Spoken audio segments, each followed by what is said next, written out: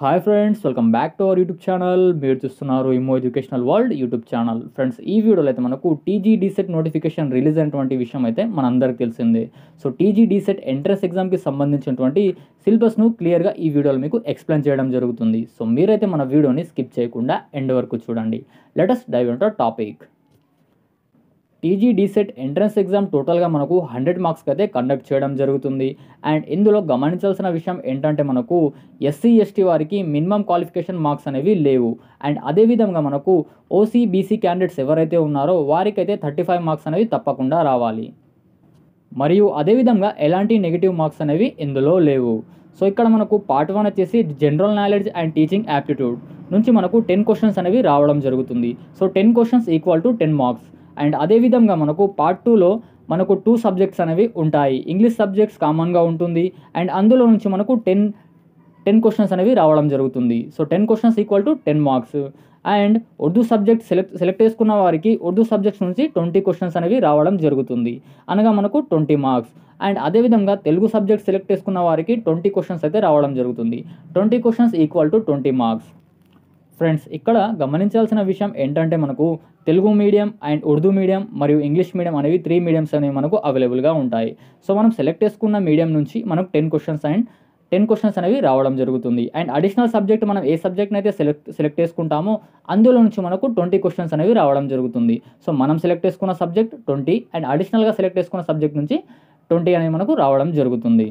Friends, for suppose మీకు ఎగ్జాంపుల్కి అయితే నేను ఎక్స్ప్లెయిన్ చేస్తున్నాను. నేను తెలుగు మీడియం, సో నేనైతే తెలుగు మీడియం సెలెక్ట్ చేసుకుంటున్నాను.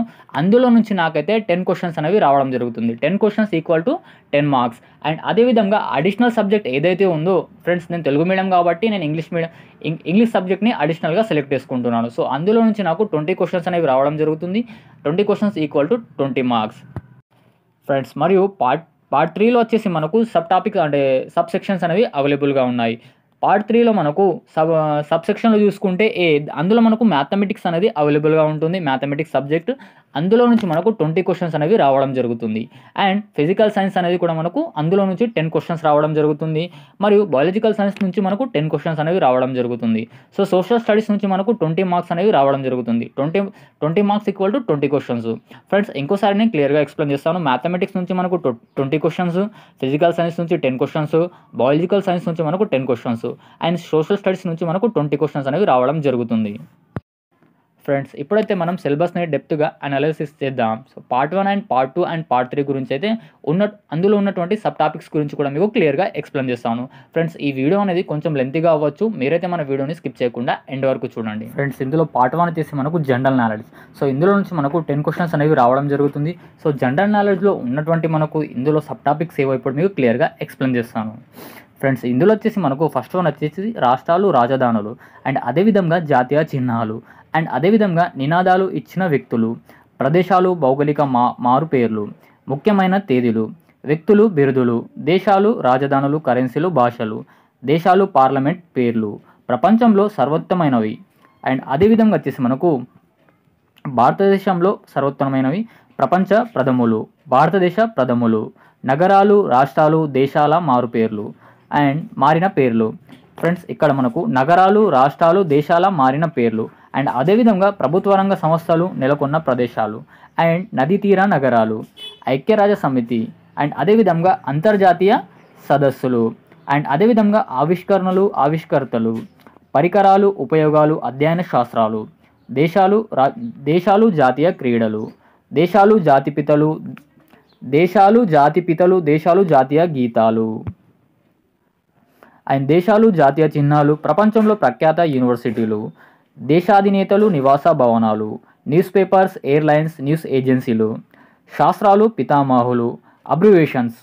ఫ్రెండ్స్, ఈ అబ్రివేషన్స్ నుంచి మనకైతే ఎక్కువగా క్వశ్చన్స్ అనేవి అడగడం జరుగుతుంది. సో ఈ అబ్రివేషన్ టాపిక్ని అయితే మీరు కొంచెం డెప్త్గా చదవడానికి అయితే ట్రై చేయండి. అండ్ వివిధ రకాల ఫోబియాలు, యునెస్కో చే గుర్తించబడిన భారతదేశంలోని ప్రపంచ సాంస్కృతిక సంస్థలు అండ్ అదేవిధంగా క్రీడారంగం, అవార్డులు, బహుమతులు అండ్ తెలంగాణ రాష్ట్ర చిహ్నాలు, తెలంగాణ సమాచారం. ఫ్రెండ్స్, ఇందులో వచ్చేసి ఇప్పుడు తర్వాత వచ్చేసి మనకు టీచింగ్ యాప్టిట్యూడ్ తర్వాత బోధనా పద్ధతులు, బోధనోపకరణాలు, మూల్యాంకనం, అందరికీ విద్య, ఎడ్యుకేషన్ ఫర్ ఆల్. ప్రాథమిక విద్యా హక్కు చట్టం. ఫ్రెండ్స్ ఈ టాపిక్ నుంచి అయితే మనకు ఎక్కువగా క్వశ్చన్స్ అడగడానికి అవకాశం అనేది ఎక్కువగా ఉంటుంది. తర్వాత teaching aptitude practice bits. Friends ఇప్పుడు మీకు ఈ సిలబస్ని అయితే క్లియర్గా ఎక్స్ప్లెయిన్ చేస్తున్నాను కదా. ఇప్పుడైతే మీకు డైలీ వైజ్గా మీకు క్వశ్చన్స్ని అంటే మీకు ఎగ్జామ్స్ని కూడా నేను ఆన్లైన్లో కండక్ట్ చేయడం జరుగుతుంది. సో మీరైతే మన యూట్యూబ్ ఛానల్ తప్పకుండా సబ్స్క్రైబ్ చేసుకోండి. తర్వాత ఇంగ్లీష్లో వచ్చేసి మనకు ఆర్టికల్స్ అడగడం జరుగుతుంది. తర్వాత ప్రిపోజిషన్స్, తర్వాత tenses, active voice and passive voice and direct and indirect speech, మనకు సింథసిస్, తర్వాత కంప్రెషన్ ఆఫ్ ప్యాసేజెస్. ఫ్రెండ్స్ ఈ కంప్రెషన్ ఆఫ్ ప్యాసేజెస్ నుంచి మనకు అన్నోన్ ప్యాసేజ్ని అయితే అడగడం జరుగుతుంది. తర్వాత క్వశ్చన్ ట్యాగ్. అండ్ మనకు తెలుగులో నుంచి అయితే మనకు 8వ తరగతి లెసన్స్ అంటే మనకు 8వ తరగతి బుక్ నుంచి అయితే మనం తెలుగునైతే టోటల్గా చదువుకోవాల్సి ఉంటుంది. అండ్ అదేవిధంగా 9వ తరగతి అండ్ అదేవిధంగా 10వ తరగతి. తర్వాత భాషా భాగాలు, తర్వాత సందులు, సమాసాలు, ఛందస్సు, అలంకారాలు, జాతీయాలు, ఉత్పదాలు, పర్యాపదాలు, నానార్థాలు, ప్రకృతి వికృతులు. ఫ్రెండ్స్ ఇవన్నీ మనకు తెలుగులో.